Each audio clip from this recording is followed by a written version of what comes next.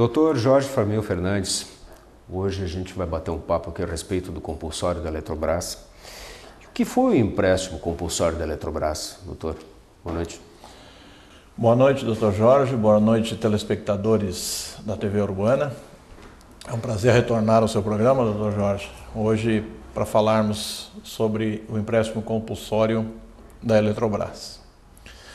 Esse empréstimo compulsório foi instituído para financiar investimentos na área de energia e ele era cobrado de toda a indústria que tivesse um faturamento acima de 2.000 kWh mês no período de janeiro de 1976 até dezembro de 83. Esse empréstimo foi cobrado dessas empresas.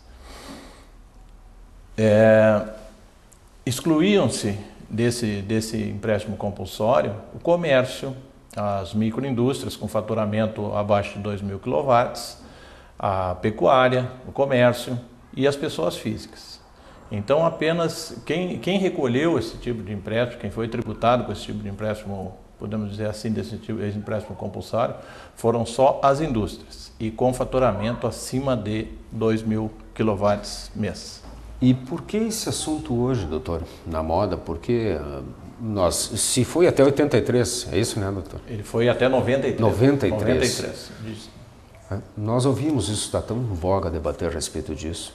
Qual é o sentido disso estar presente hoje aí pra gente? Doutor, o empréstimo compulsório da Eletrobras, ele tem tinha um prazo para resgate, né? Um prazo previsto em lei para resgate. E esse prazo, na realidade, para ver as perdas decorrentes desse empréstimo compulsório, que nós vamos falar no decorrer do programa, ele prescreve agora 30 de junho desse ano. Uma parte desse empréstimo compulsório, as empresas não poderão reaver depois de 30 de junho deste ano, em razão de assembleias da Eletrobras.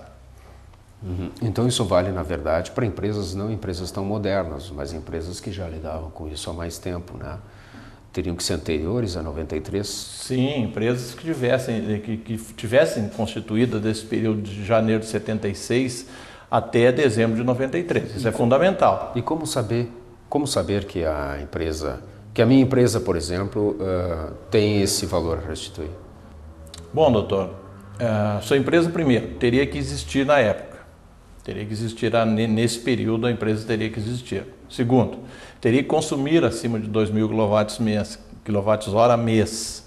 Isso representaria, numa indústria hoje, com uma conta em torno de 500, 600 reais mês, mais ou menos. Se a sua empresa hoje é uma indústria e tem uma conta com consumo acima de 2.000 kW, se na época tinha também, essa empresa com certeza tem diferenças a apurar ou, no mínimo, dando por barato, ações da Eletrobras para reaver. E isso foi um valor muito expressivo que foi emprestado na época? Só para termos uma ideia, doutor, da dimensão desse empréstimo compulsório, esse empréstimo ele foi instituído pelo decreto 1512 de 76. E ele previa um desembolso de 32,5% sobre o valor do consumo. Veja bem, a demanda contratada e demais rubricas constantes da conta não incidiam em empréstimo compulsório, somente sobre aquele valor efetivamente consumido, mas era uma alíquota de 32,5%. E veja bem, as indústrias pagaram isso para a Eletrobras durante 17 anos. É um período grande. Ou seja, o pessoal lembra se pagou, né? O pessoal lembra que pagou, isso aí todo mundo lembra. Quem pagou, lembra. Isso com certeza. Só que as pessoas não buscam de volta isso, né? Estima-se hoje em mais de 3 bilhões de reais em favor dos contribuintes. E depois do dia 30? Depois do dia 30, o que nós vamos fazer, né? O direito não socorre os que dormem, né? E depois do dia 30 só resta ao contribuinte levantar as ações que a Eletrobras distribuiu por assembleia aos contribuintes do empréstimo compulsório, e essas ações representam um crédito de aproximadamente 10% do que efetivamente o contribuinte tinha direito. desde que iniciou o pagamento desse empréstimo compulsório. Então não é um assunto encerrado dia 30. Dia 30 é para quem quer a integralidade do valor, se for o caso... Sim. Quem quer a integralidade. Só que essa integralidade, doutor, representa 90% do crédito. Sim. Então é um valor muito coisa. significativo Claro. para se deixar para trás. Claro, está muito em cima do laço, né? Quem deixou isso para as últimas horas vai ter dificuldade, né? Porque ele vai ter que apresentar as suas contas de energia daquele período obrigatoriamente. Que nesse prazo a Eletrobras não vai exibir esses valores, vai dificultar um pouco o reaver. Isso na prática vai ter que ser resolvido também, se for o caso. Então na justiça não. Com certeza. Esta parte, foi bom ter tocado nesse assunto. O empréstimo compulsório ele pode ser buscado por todos que contribuíram. O que acontece? São dois processos distintos que nós temos hoje para reaver essas diferenças da Eletrobras. Mas e as pessoas que nos ouviram hoje de noite? Qual é o melhor caminho? Qual é a recomendação assim primeira agora então, para quem quiser verificar isso? Que ande rápido, né? Isso é a primeira coisa. Isso é a primeira coisa. Que vá buscar na sua documentação tudo que possa confortar a sua ação, a busca do seu direito. Procure um profissional habilitado e ande rápido. Nós, como brasileiros, de um modo geral, doutor, nós gostamos muito de reclamar de tributos, né?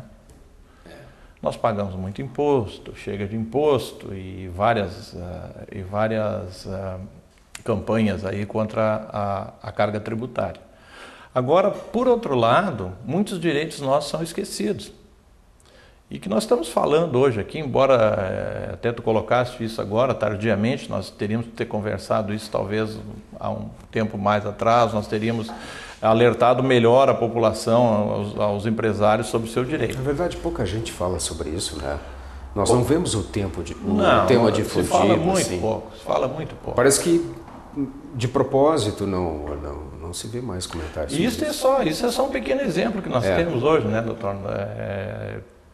Tu que labuta na área tributária, é o meu caso também, que a gente atua nessa área, nós temos várias questões já definidas pelo Poder Judiciário que os empresários podem buscar para restituir seus impostos, para compensar seus impostos com valores pagos indevidamente. Nós temos vários exemplos. Enquanto muitos querem criar teses novas, tem coisa se perdendo aí. Tem muita coisa se perdendo. E essa questão da Eletrobras passou batida por muitos empresários, nunca se preocuparam com isso. Para ter todo esse valor que o doutor mencionou, ainda resgatar, isso é um absurdo, né? Ainda mais quando existe uma reclamação coletiva de falta de crédito, falta de dinheiro, enfim.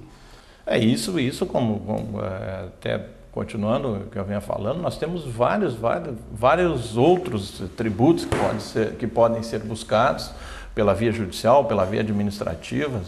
Nós temos a questão da energia elétrica, da demanda de energia elétrica para utilizar na produção. Só para ficar dentro do mesmo meio, né? Sim, isso é só uma... Temos a questão da COFINS, agora da energia elétrica também, várias. As empresas do Simples, que retém INSS e depois não tem com quem compensar. Então, isso aí são vários tributos, vários créditos que o contribuinte tem e que não busca. E a Eletrobras não é nada mais do que um exemplo disso, né? Não é nada mais do que um exemplo disso. Os valores assustam, né? E os créditos estão dentro da empresa, a empresa possivelmente tenha contabilizado isso aí, a empresa tenha na sua contabilidade esse empréstimo compulsório. A maioria deve ter e nunca foi atrás, ninguém nunca foi atrás. Obrigado, doutor Jorge Luiz Farbinho Fernandes, por mais esse nosso encontro e nos brindar com todo esse conhecimento. Nos encontraremos no nosso próximo Almanaque Jurídico. Boa noite.